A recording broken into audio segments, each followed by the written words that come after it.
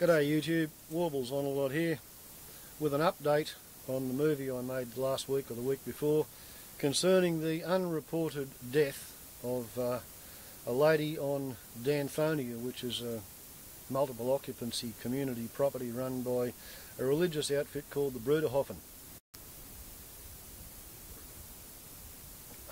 Being a simple little hillbilly who once upon a time used to work as a registered general nurse, used to sign off as sister in charge of the hospital, it struck me on first reading, and I said so in the first movie, that it all sort of hinged on whether the doctor's diagnosis was in fact correct.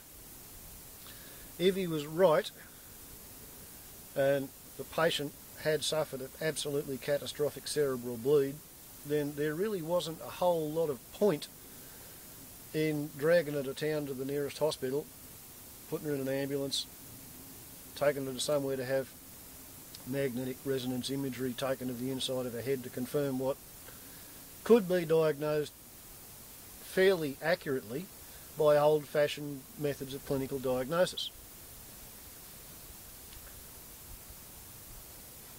The one thing that the doctor really did overstep the bounds in my mind was in failing to notify the police and the coroner of the death and signing off on the death certificate of his own mother. You know, like it's completely beyond the normal bounds of behaviour of doctors in Australia, and I guess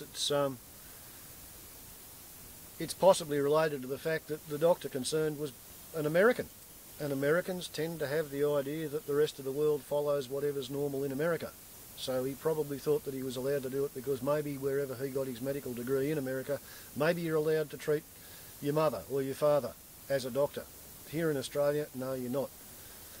And the other thing is, anybody who's got such a throbbingly bright vision of their God theory that they're prepared to go and live in an affiliative fraternity due to religious beliefs, they tend to have the idea that they get to make up their own standards between themselves and God, and if they think something's a fair enough thing, then they'll go ahead and do it.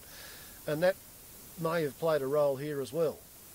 You know, why bother to notify the New South Wales police when you're going to bury somebody after they've died? It's none of their business.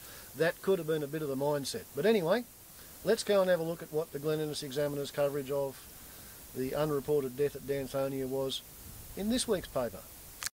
At least 5 days ago. It's the 19th of March today. Page 6, Glen Examiner, Thursday, March 14. Doctor found not guilty of misconduct. Danthonia Dr. Chris Maendel was found not guilty of professional misconduct at a medical tribunal that concluded on the 3rd anniversary of his mother's death on Friday. Irene Maendel died at Danthonia on March 8, 2010, following a complaint by Dr. Maendel's brother, James, and sister-in-law, Nicole. The New South Wales Healthcare Complaints brought Dr. Maendel before a tribunal in the Sydney District Court last week. While the tribunal found the emotional reaction of being a son and his father's principal support at the time resulted in a string of errors by Dr. Maendel, it also accepted that his actions were well-intentioned, noting, quote, "His diagnosis was almost certainly correct, and in all likelihood he afforded his mother her final days in the manner she would have wished, and without the rigours of rough and lengthy transportation, invasive investigation, and possibly surgery and death in a hospital away from her church and community environment." Close quote. A coronial inquest in October 2011 listed her, quote, "intracranial hemorrhage with hypertension" as the cause of death. Dr. Maendel's lawyers admitted on his behalf that he should have avoided treating a family member, and Dr. Maendel also acknowledged that although the coroner later confirmed his original diagnosis, a CT scan should have been utilised. So the coroner confirmed his diagnosis. He was totally correct in what he thought was going on. He just really shouldn't have been treating his mother, and he really shouldn't have filled out the death certificate and buried her without telling anybody. The court heard Dr. Maendel stood by his conviction that the decision to provide his mother with palliative care was in line with her wishes about end-of-life care. On Friday, a statement from Len Maendel on behalf of the rest of Dr. Maendel's siblings said their brother made the right diagnosis and their mother's wishes had been respected. Quote, experts say that even with aggressive surgery it is more than likely that she would have died or been permanently incapacitated. Such strokes carry only a 30% chance of a meaningful recovery. That's what I said last week. In light of this, Dad made the informed decision to have her cared for at home and made comfortable during her last days, unquote. The statement said Dr. Maendel provided round-the-clock care for his mother, aided by qualified nurses, before she died 6 days later, surrounded by her family and fellow church members, having never regained consciousness for more than fleeting seconds. Now that's fairly critical. In the initial report, which features in the previous movie, somebody had witness had given evidence that she was, full of life and feeling chirpy and didn't understand why she was bedridden. Here it says she never really regained consciousness. Quote, it pains us that 3 years later our mother's passing has been sensationalised on the instigation of one alienated family member, our brother James Maendel, and his wife Nicole.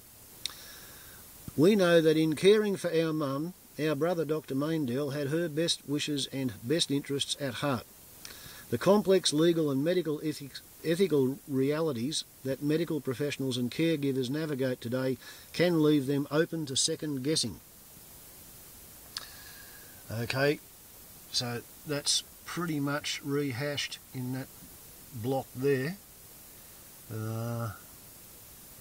which is the statement of Irene Maendel, from the family of Irene Maendel.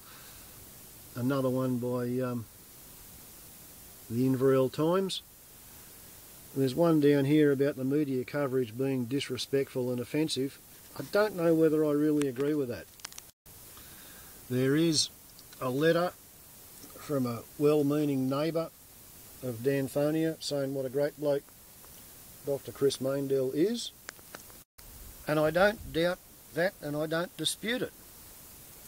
The point is for the media to cover an unreported death on an alternative lifestyle community which has a religious conviction as the organising base principle of the community,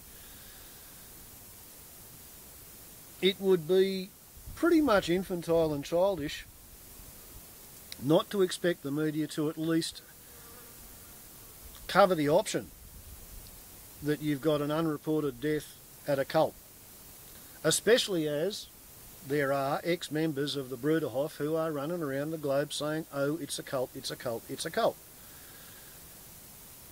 I'm not sure how true it is, but I am of the impression that when you join the Bruderhof, you give them all your worldly goods.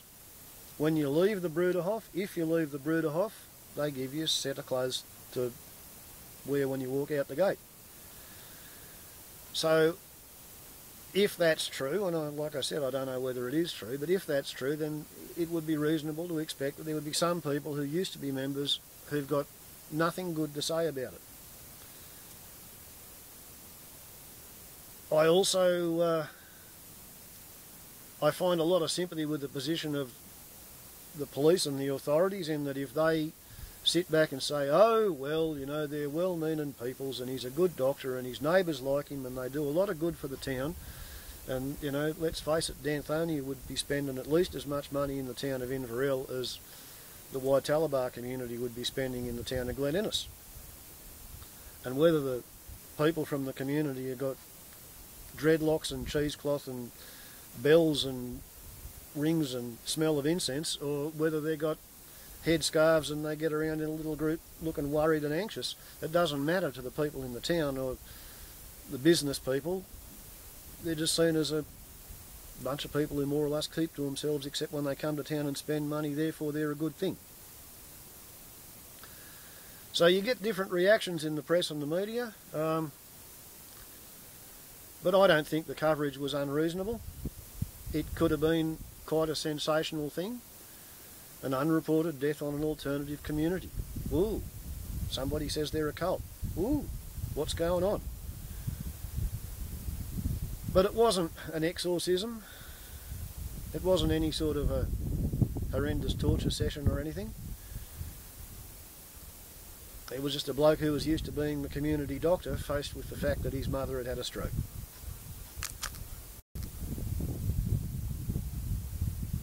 As for the interpretation, which James Maendel and his wife Nicole have put on the entire episode, I'm guessing that there was a rift in the family before Irene Maendel died.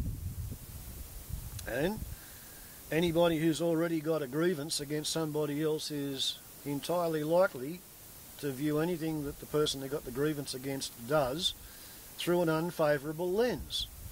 And if they're an estranged family member and they see that their mother has died while on holidays and the police have no record of her being notified as having died, hasn't been treated by anybody outside the religious community which the estranged family members are no longer part of, I can understand that they would get a little bit antsy and would contact the police and say, boo-hoo, sob-sob, have you heard that, you know, a person went out there to visit and hasn't been heard of since, and they say they've buried her.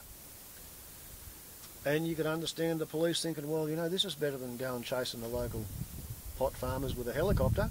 We've got an unreported death on an alternative lifestyle community. Gives us a chance to go out and have a look. So it's not at all unreasonable that the press decided to play both ends of the story, and they did play both ends of the story. It's just a function of modern society that if you do something that's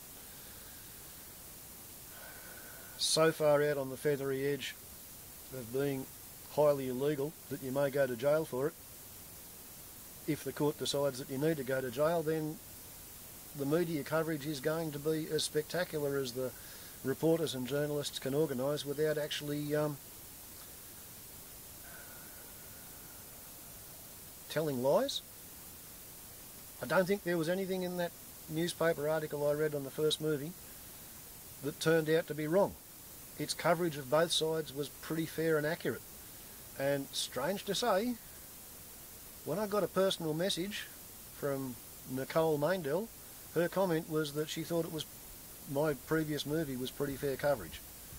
So my first movie was based entirely on what the Glen Examiner printed, which was based entirely on what the Sun Herald, Sydney newspaper, had printed covering the case.